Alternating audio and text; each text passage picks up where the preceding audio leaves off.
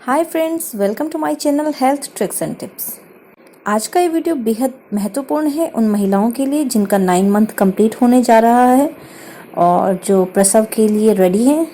तो दोस्तों, आज की इस वीडियो में मैं आपको कुछ टिप्स देने जा रही हूँ कि डिलीवरी के लिए हॉस्पिटल जाने से पहले आप किन बेहद महत्वपूर्ण चीज़ों को आप अपनी चेकलिस्ट में शामिल करें। सबसे पहले तो आप अपनी सारी मेडिकल रिपोर्ट्स वगैरह, जो आपके अल्ट्रासाउंड रिपोर्ट्स हैं, आपकी ब्लड टेस्ट की रिपोर्ट्स हैं और डॉक्टर के द्वारा दिए गए सारे प्रिस्क्रिप्शन आप अपने साथ एक फाइल में कलेक्ट करके रख लीजिए।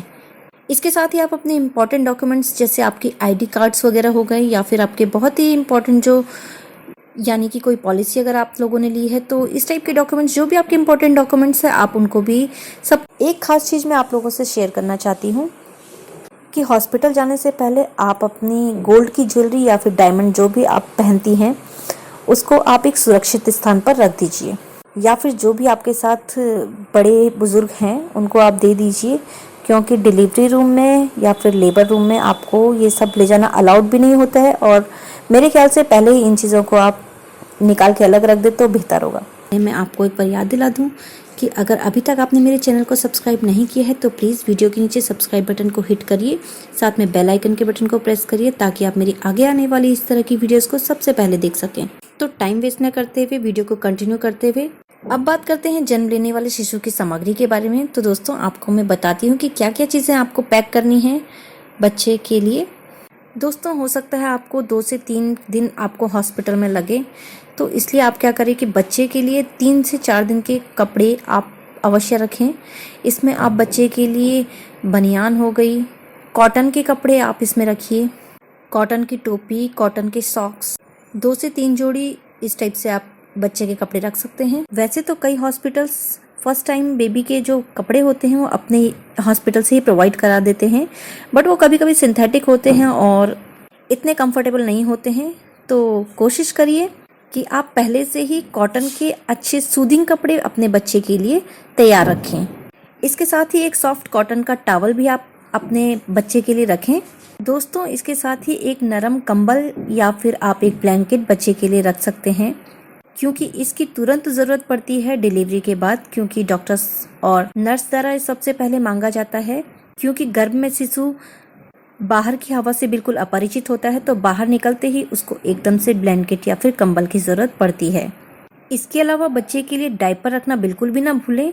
सबसे छोटा जो स्मॉल से भी एक्स्ट्रा स्मॉल साइज आता है वो डायपर आप बच्चे के लिए चुनें, या फिर घर पर ही बनवाए गए कॉटन के लंगोट जिसे हम कहते हैं वो आप रख सकती हैं, या फिर वो मार्केट में आजकल रेडीमेड भी मिलते हैं तो आप उनको भी बच्चे के लिए रख सकती हैं। तो ये तो चीज़ें थी शिशु के लिए कि आपको उसके लिए क्या क्या रखना है। अब मैं आपको बता देती हूँ कि मौसम के अनुसार, यानी कि सर्दियों में, गर्मियों में या फिर बरसात, जब भी आपकी डिलीवरी का समय हो उस हिसाब से ही आप बच्चे के कपड़े बढ़ा सकते हैं या फिर घटा सकते हैं।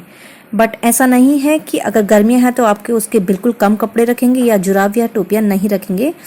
बच्चे को बाहर के मौसम के अनुसार ढलने में कुछ टाइम लगता है, तो स्टार्टिंग या इनिशियल स्टेज में चाहे गर्मी हो, आपको उसके लिए प्रॉपर कपड़े रखने बहुत ज़रूरी हैं। तो गर्मियाँ हो चाहे सर्दियाँ, बच्चे के पैर और बच्चे के कान ढके होना बहुत ज़रूरी होता है। तो ये सामग्रियाँ तो आप बच्चे के लिए रखिए। इसके अलावा गर्भवती महिला को भी अपनी प्रॉपर तैयारी करनी होती है, तो 2-3 कॉटन के गाउन जो आरामदायक हो वो आप रखिए, और साथ ही हॉस्पिटल से आने और हॉस्पिटल जाने तक के कपड़े आप इसमें रखिए। एक जोड़ी स्लीपर रखिए, आप कंघी रखिए।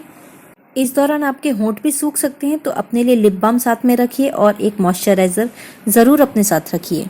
आप अपने बैग में एक टॉवल अपने लिए भी ज़रूर रखिए। इसके साथ ही आप अपने लिए अंडरगारमेंट्स का सेट रखिए जो कि कॉटन के होने चाहिए, और आप अंडरगारमेंट्स में एक साइज़ बड़ा भी ले सकती हैं, क्योंकि क्या होता है कभी कभी ऑपरेशन के थ्रू बच्चा हो जाता है। एक साइज़ बड़ा अंडरवियर आपके लिए आरामदायक रहेगा ताकि आपको कोई भी प्रॉब्लम ना हो। अधिक गंदा होने पर अंडरवियर आप रीयूज़ नहीं कर पाएंगे, इसलिए 6 से 7 अंडरवियर आप अपने साथ ज़रूर रखिए। इसके साथ ही एक सैनिटरी पैड का पैकेट आप ज़रूर अपने साथ रखिए। वैसे तो हॉस्पिटल द्वारा ये चीज़ें अवेलेबल कराई जाती हैं, बट किन्हीं कंडीशंस में अगर ना हो पाए तो आपके पास ये सारी चीज़ें मौजूद होनी चाहिए। साथ ही परिवार के जो लोग आपके साथ हॉस्पिटल जा रहे हैं उन लोगों को भी अपना सामान पहले से ही तैयार रख लेना चाहिए, क्योंकि प्रसव पीड़ा कभी भी हो सकती है और कभी भी आपको हॉस्पिटल भागना पड़ सकता है।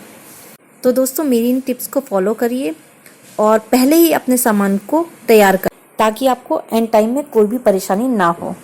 तो दोस्तों कैसी लगी आपको मेरे द्वारा दी गई जानकारी मुझे कमेंट बॉक्स में ज़रूर बताइए। मेरी वीडियो को लाइक करिए, शेयर करिए और साथ ही मेरे चैनल को सब्सक्राइब करिए। Thanks for watching my video. मिलते हैं इसी तरह की नेक्स्ट वीडियो में। Till then stay happy, stay healthy.